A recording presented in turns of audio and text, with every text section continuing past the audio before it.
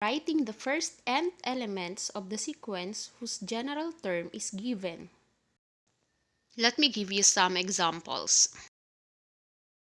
Write the first 4 elements of a sequence whose general term is a sub n is equal to 3n.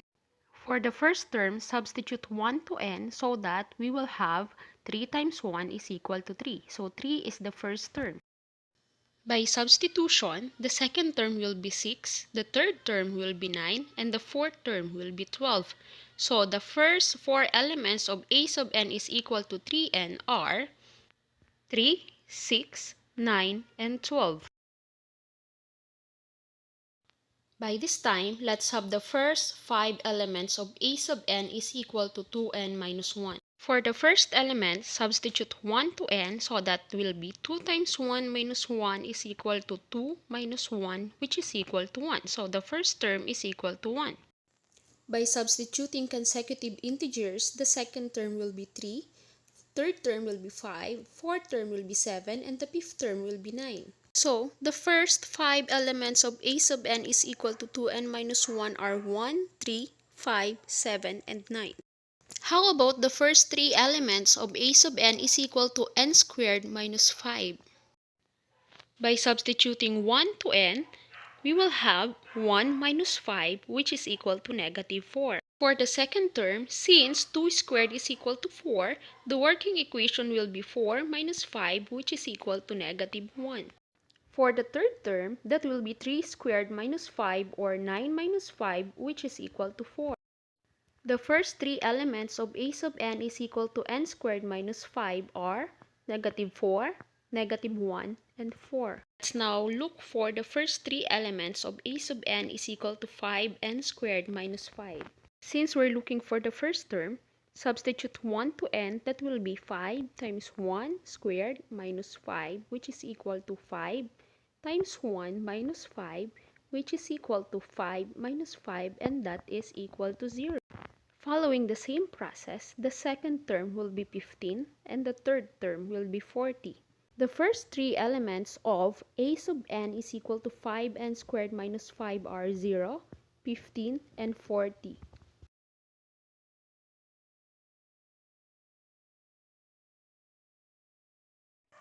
Now, let's try it. Write the first 5 elements of the sequence whose general term is given above. A sub n is equal to 2n plus 1.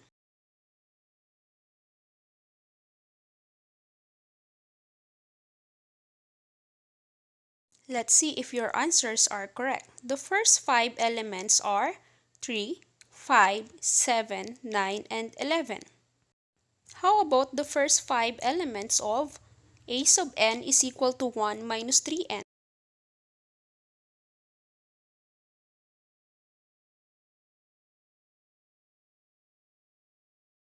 Answer: negative 2, negative 5, negative 8, negative 11, and negative 14.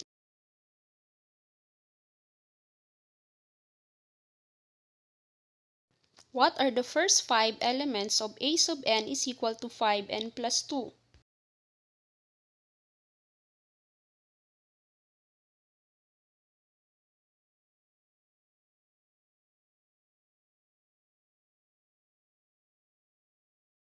Answer: 7, 12, 17, 22, and 27.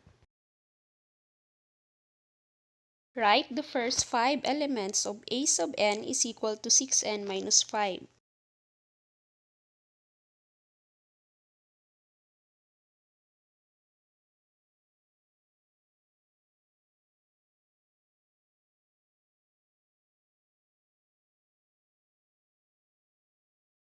Answer: 1, 7, 13, 19, and 25.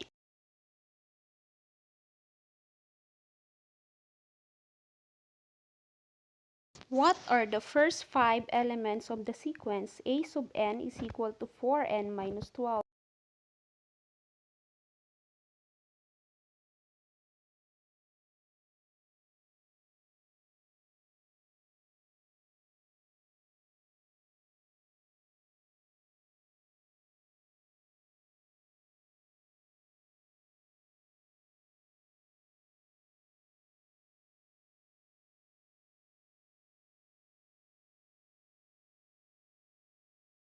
Answer, negative 8, negative 4, 0, 4, and 8.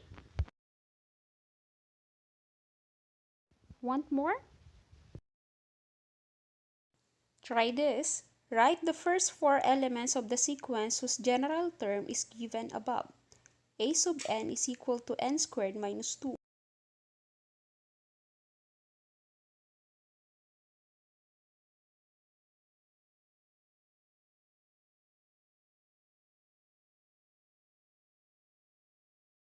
Answer, negative 1, 2, 7, and 14. How about a sub n is equal to 2 minus n cubed?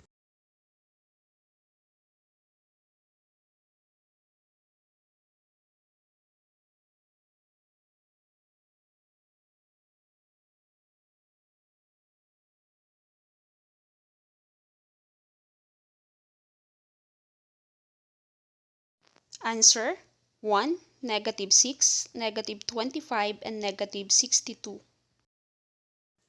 A sub n is equal to n squared plus 3.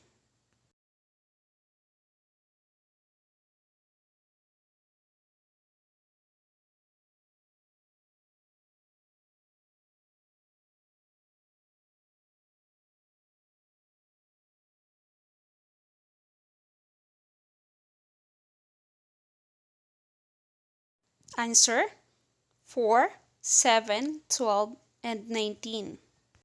First 4 elements of a sub n is equal to n to the 4th power minus 1.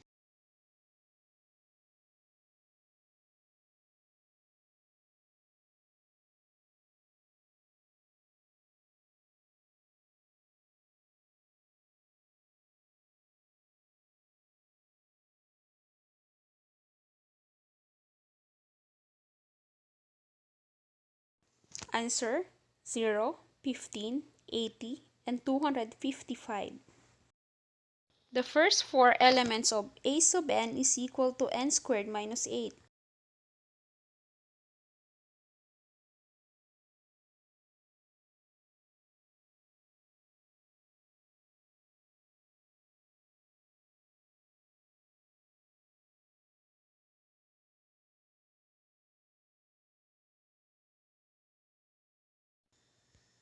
Answer, negative 7, negative 4, 1, and 8.